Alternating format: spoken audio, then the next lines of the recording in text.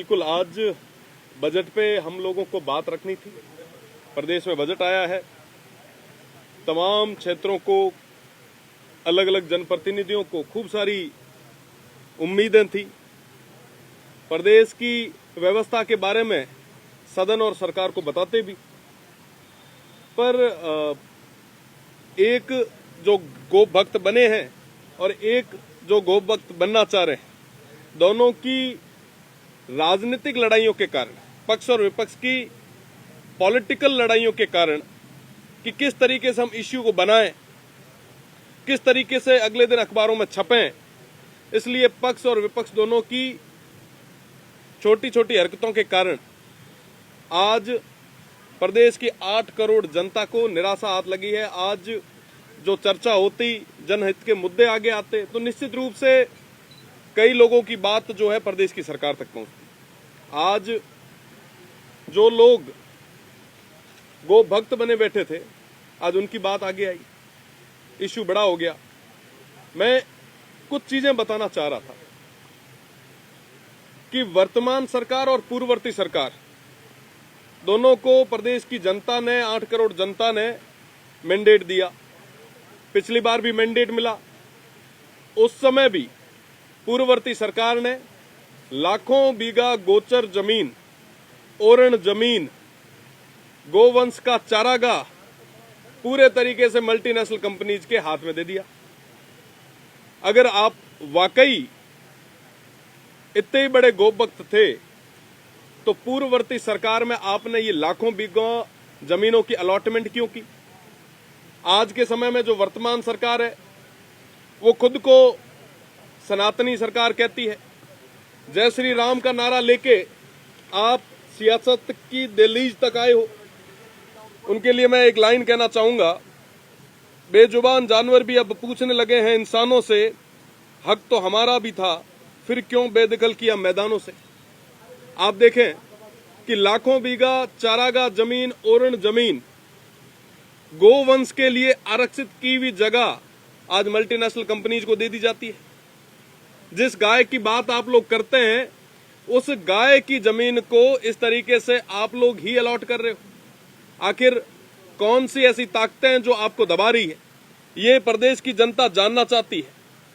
आप देखें, हमेशा सनातन की बात करते हैं, प्रकृति की बात करते हैं, आपकी करनी और कथनी में फर्क है।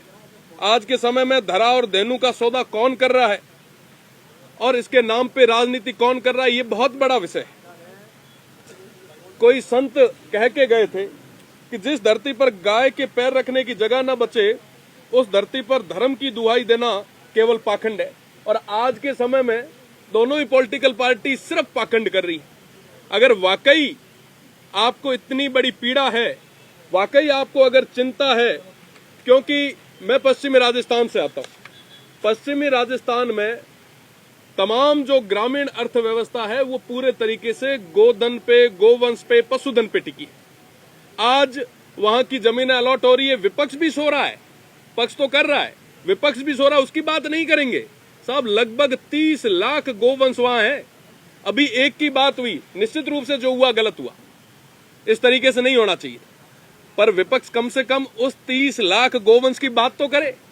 उस समय तो आप, क्योंकि उसमें इनको पॉलिटिकल माइलेज नहीं है, उन तमाम इश्यूज पे इनको बात नहीं करनी, इनको तो सिर्फ राजनीति करनी है। मैं कुछ दिन पहले की घटना आपको बताना चाहूंगा। जिस ऋषि और कृषि की बात वर्तमान में सनातन की सरकार कर रही है, इन्हीं के राज में सियाणी गांव के हमारे जो मठाधीश है, जो ग्राम पंचायत दूधाबेरी के राजस्व गांव सोखरू में, जहां 14,000 के आसपास गोचर जमीन थी, वहां पे गोचर को बचाने के लिए, क्योंकि वो बिना किसी एनओसी के, आपको पता होगा, जानकारी के लिए बता दूं कि राजस्थान पंचायती राज अधिनियम 1994 के तहत अगर कोई भी पंचायत की जमीन को किसी मल्टीनेशनल कंपनी या गवर्नमेंट कहीं अलॉट करती है तो उसके लिए एनओसी लगती है।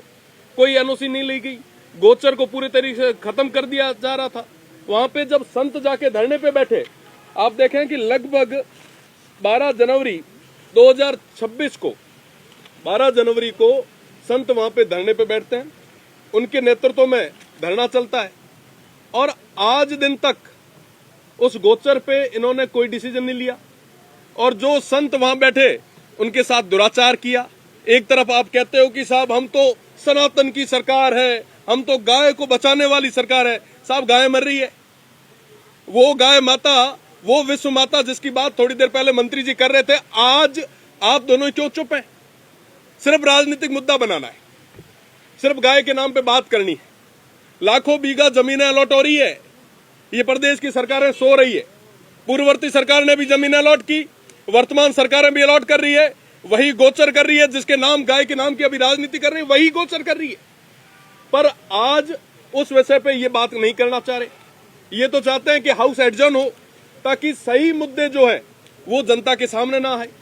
मैं आपको बताना चाहूंगा, रागवा, सेहुआ, जोगा, तेजपाड़ा, सोनू, सांखला, सुल्ताना, अर्जुना, तनोट गांव, घंटियाली, कालरा कुआ, रायमला, साधना, भोजरा जी की ढाणी, नवल जी की ढाणी, हेमा, नेतसी, पारेवर, ये तमाम जो गांव है, आज जैसलमेर में आपको पता ही होगा कि हजारों की संख्या में एकजुट हुए हैं तमाम लोग। ये तमाम लोग इन तमाम गांवों से आए हैं जिनके नाम मैंने अभी लिए। ये सारे गांव पलायन होने पे मजबूर हो गए। पलायन कौन कर रहा है, क्यों कर रहा है, किस लिए कर रहा है, वो जमीनें किसने अलॉट की है? अरे साहब, आप हकीकत के मुद्दों को तो देखो।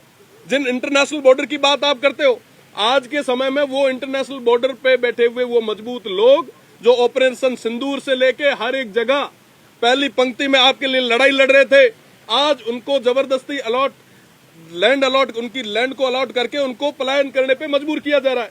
आप देखेंगे कि थोड़े दिन पहले एक डालमिया सीमेंट बहुत बड़ी, मैं तो नाम लेके कहूंगा, उनको एक लैंड अलॉट हुई। 80 पक्के मकान जो है वो अलॉट कर दिए। साहब, आपका कोई भी व्यक्ति नीचे धरातल पे जाके कभी भौतिक सत्यापन करता है कि वहां पे है कौन, वहां पे क्या चल रहा है? आप गरीब लोगों के घर उजाड़ने में लगे हो।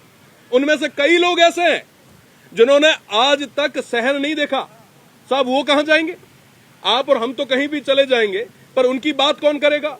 आने वाले समय में तमाम गांव जिनमें दव, म्याजलार, महाराज का तड़ा, हटार, लुणार, फुलिया, करड़ा, पोछिना, रोईडी, पांचला, मोती की बेरी, सुंदरा, ये तमाम गांव आप देखेंगे कि सैकड़ों से ज्यादा गांव है, 100 से ज्यादा गांव है जो पलायन होने पे मजबूर कर रहे हैं। ये कहते हैं कि साहब भारत जो है वो गांवों में बसता है।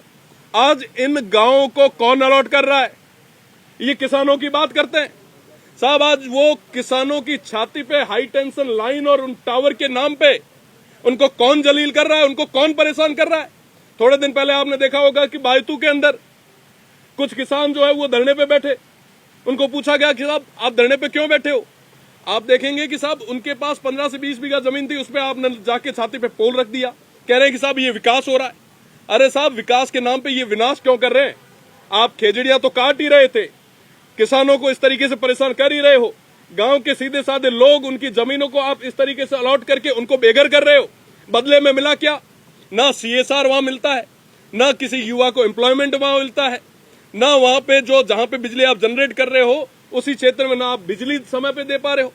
ये बहुत बड़ा विषय है। मुझे लगता है कि पक्ष और विपक्ष दोनों को इन विषयों पे पश्चिमी राजस्थान के इन तमाम जो महत्वपूर्ण बिंदु है इन पे बात करनी होगी। आज के समय में चारों तरफ हाहाकार मचा है। मैं प्रदेश की सरकार को कहना चाहूंगा कि इस मल्टीनेशनल कंपनीज के आगे अपने घुटने न टेके। प्रदेश की जनता ने आपको वोट देके यहाँ तक भेजा है, आप उस विश्वास पे खरे उतरे। आखिर में 2 साल तो निकल चुके हैं, 3 साल बाद काम ये जनता आनी है। ये मल्टीनेशनल कंपनीज आपको यहाँ नहीं पहुंचाएगी। विपक्ष ने ये तमाम काम किए थे जिनकी बदौलत आज वो ना पक्ष में बैठे हैं। मैं सीधा सीधा निवेदन करना चाहूंगा प्रदेश के मुखिया जी को कि वो इस और ध्यान दे और मजबूत कदम उठाए।